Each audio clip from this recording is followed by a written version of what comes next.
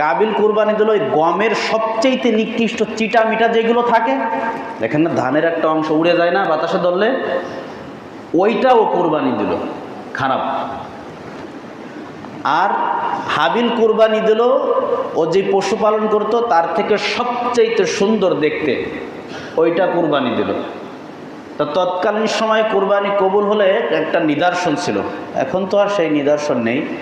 এই জন্য আল্লাহ কিছু গুণাবলী বর্ণনা করছে, এই গুণাবলী যাদের কিছু থাকবে তাদের কুরবানি আল্লাহ কবুল করবে।